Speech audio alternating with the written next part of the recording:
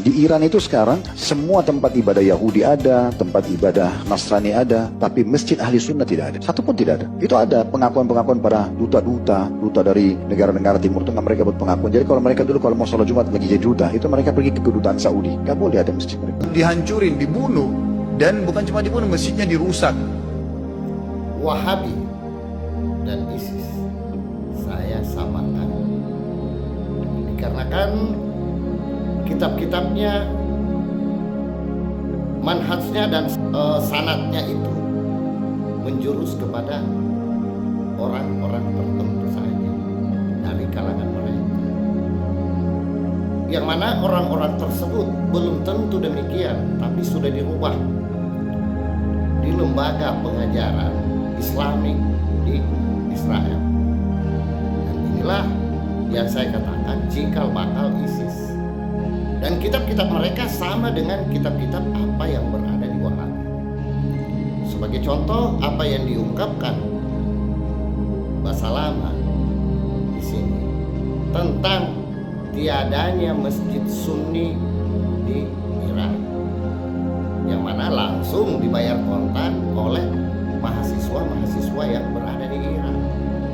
Langsung mengungkap beberapa masjid-masjid besar yang berada di Iran. Ada kurang lebih sekitar 9 masjid yang terbesar, dan ada beberapa masjid-masjid mewah yang terdapat di daerah lain di dalam wilayah negara Iran. Total keseluruhan masjid dan musola kurang lebih sekitar 17.000 masjid. Seandainya mungkin propaganda dari Wahabi di sini tidak menjelek-jelekkan tentang Islam Syiah yang mereka anut di Iran, mungkin akan berimbang, karena Ali Khomeini sangat welcome kepada mereka-mereka orang-orang Sunni yang menjadi kerabatnya.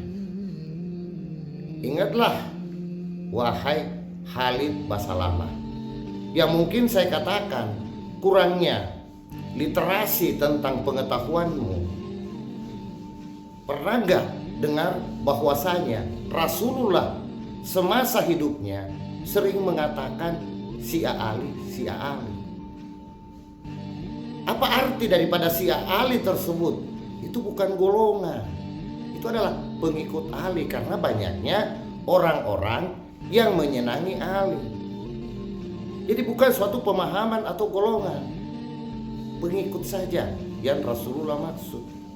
Tapi karena di perkembangan dianggap bahwasanya mereka itu golongan-golongan daripada Ali, pengikut-pengikut Ali menjadi satu mazhab tersendiri. Saya katakan itu tergantung bagaimana menanggapinya. Cuma di sini saya katakan Sunni yang keluarga besar saya semua menganut tentang ahli sunnah wal jamaah. Setelah saya mempelajari lebih dalam adanya Wahabi Salafi mengaku mereka juga orang Sunni, maka saya proklamirkan diri bermazhab Pancasila. Kenapa saya katakan bermazhab Pancasila? Sebagai pengikut berkeyakinan kepada Rasulullah Muhammad SAW, apa yang terjadi di Timur Tengah membuat saya pesimis terhadap bagaimana nilai-nilai Islam yang sesuai dengan ajaran Rasulullah, menyebarkan cinta kasih Allah, justru disebarkan mereka-mereka yang berkeyakinan lain, seperti Paulus, Siddhartha Gautama, Mahatma Gandhi, dan Pendeta Bill. Mereka semua menyebarkan ajaran-ajaran cinta kasih Allah, bukan dengan apa yang ada sekarang, ceramah-ceramah yang kita dengar di dalam kalangan kita sendiri, di kalangan Islam. Betapa menakutkan. Dengan mengetahui harga surga, mengetahui tentang neraka, mereka mengancam dan memberikan harapan-harapan akan surga. Apa yang terjadi yang saya katakan di dalam beberapa konten-konten saya, ini semua dipropagandai orang-orang Arab untuk mencetak ustadz-ustadz yang berada di tiap negara untuk datang kepada negaranya sebagai tenaga pemasar untuk sumber devisa bagi negara Arab Saudi. Demikian tanggapanku terhadap bagaimana menyamakan Wahabi dan ISIS itu sama. Semoga mampu memaklumi. Terima kasih.